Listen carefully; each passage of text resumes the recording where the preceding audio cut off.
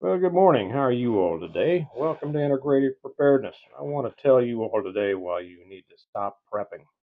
Before we get there, yes, that's right. Steve, how can you possibly tell us to stop prepping? After all, the world is a crazy place. It's falling apart. It's chaos. It's one thing after another. Yes, I know. I know all of that stuff.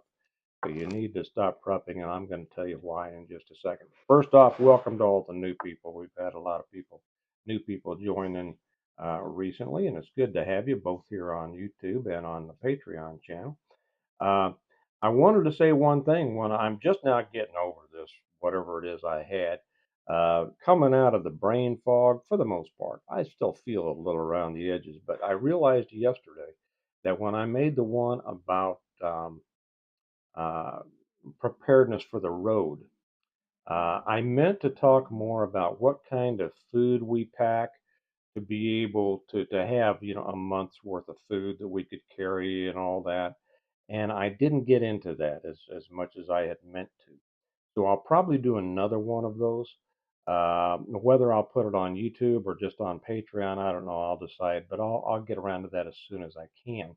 Anyway, my apologies for not getting into that. I hope that some of you who watched the video on YouTube came over and joined us on Patreon and saw all the great um, additional piece of advice from our patrons over there. Really smart folks over there, and they give you even more information than I'm able to fill out in the videos. So hope that helped. Then I'll get back to that one when I get a chance. The reason that I wanted to talk about this today about why you need to stop prepping is because I continue to see, and it's nothing new. I mean, I've seen this. Actually, it was the reason that I wrote my first book, The Reversion, because I saw that so many people were approaching preparedness from a fearful standpoint, a position of fear and anxiety and almost hopelessness and such. There's some psychological reasons for that. I won't get into it. Maybe I'll do that in another one. But too many people do think of prepping and get into prepping and continue prepping for the wrong reason, and it inhibits their ability to prepare properly. Because when you do something out of fear and anxiety, you don't make the best decisions, right?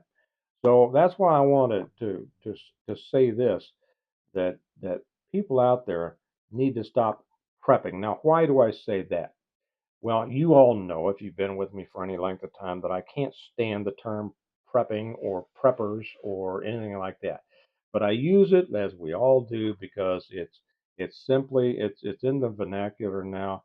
It's in the lexicon. It's a term that has been used so often that we use it so we're able to be understood by other people, right? You know that here I refer to it as a PMP, a preparedness minded person or preparedness minded people. I've seen a couple of other people start to use that term, but no, I invented it. So that's right. But that denotes to me the difference between prepping and preparing is really the attitude and the the investment into it, the understanding of it.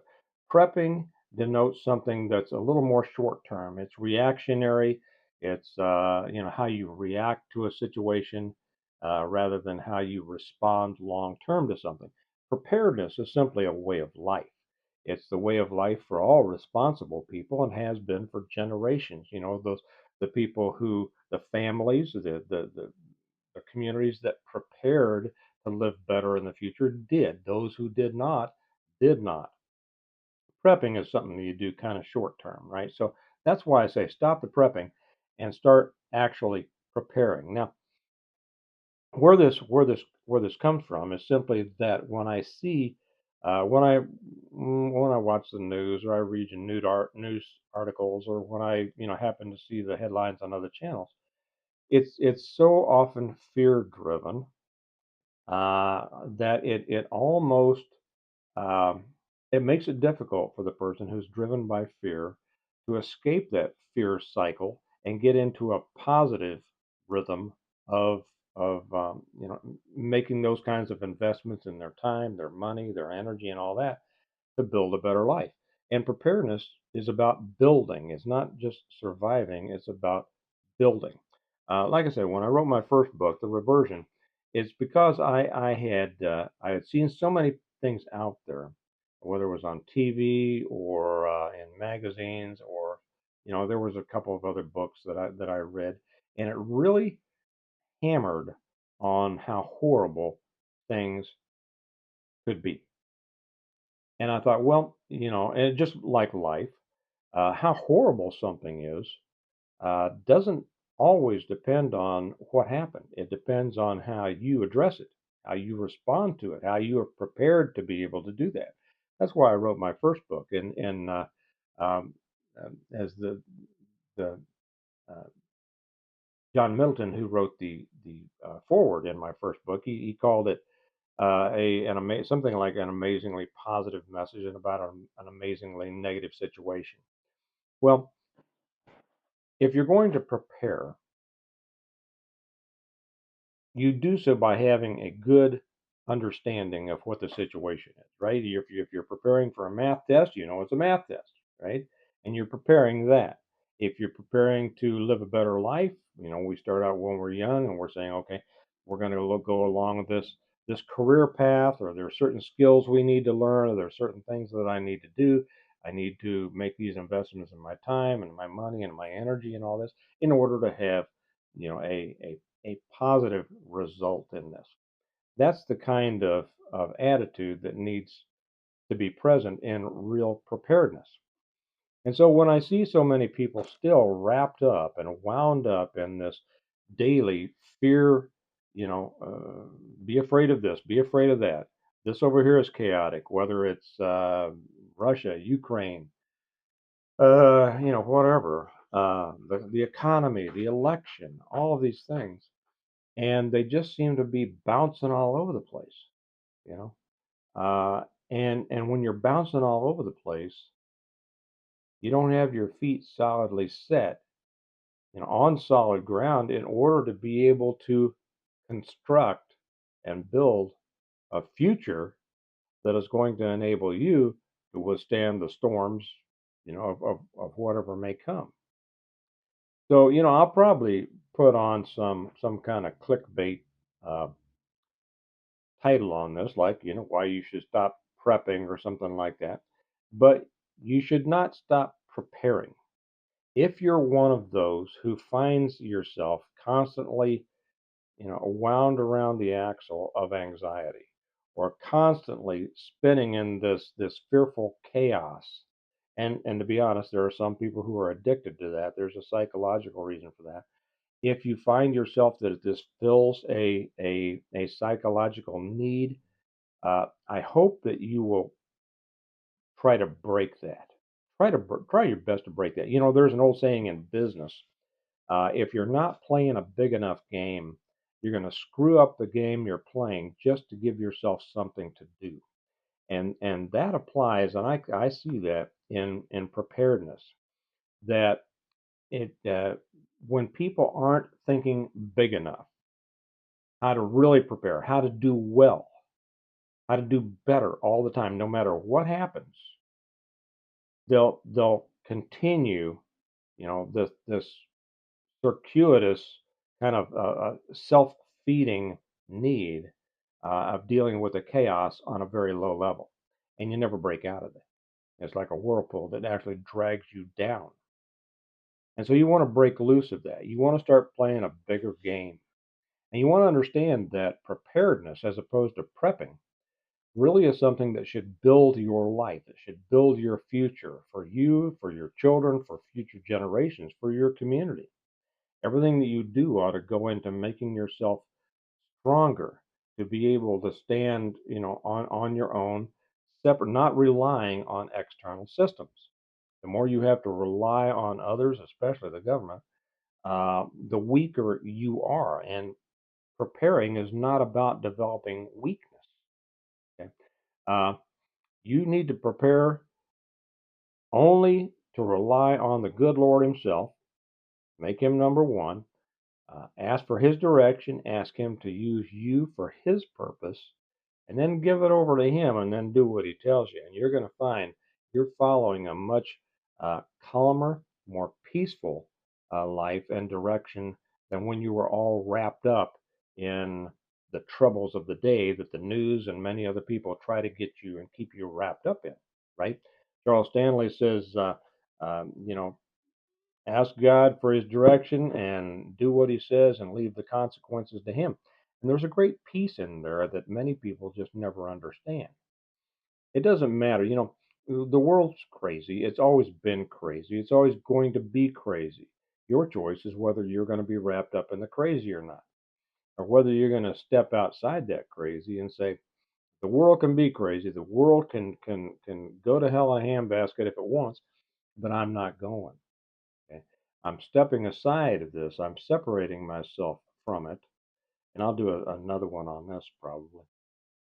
I'm separating myself from this, and I can watch the crazy, but I'm not going to participate in it. Instead, I'm going to prepare with a sound mind and a good plan, right? So when I say stop prepping, I certainly don't mean stop preparing. Prepare more. Yeah, we have a lot of challenges coming our way. A lot of things. I'm not going to get into the details on this, but with this election coming up, I don't think there's ever been an election that carries with it the uh, the potentials that this one does. And I think we have a very a very good chance of being faced with some challenges we've really never seen before. That means we need to prepare. That means you need to prepare. And if for those of you who are out there and doing it just this way and actually preparing, you know exactly what I mean, right? For those of you who are still kind of caught up in the fear and anxiety and allowing yourself to be batted back and forth by the fears of the day, try to break loose of that, because while you're still wrapped up in that, you're not going to be making the right decisions, or you're not going to be making decisions as well as you would be able to if you were standing apart, looking at it with a clear eye, and saying, "These are the steps I need to take."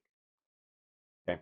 Now, for new people who are on here, I usually have somebody come on and say, "But you didn't tell us exactly what to do." And what they mean is, well, you didn't tell us the 5 things that we need to carry, and the 10 things that we need to survive in the mountains, and the 5 things this, and the 10 things, all of that. But what I did tell you was probably the most important thing, and that was your mindset and your goals, your reason for doing it.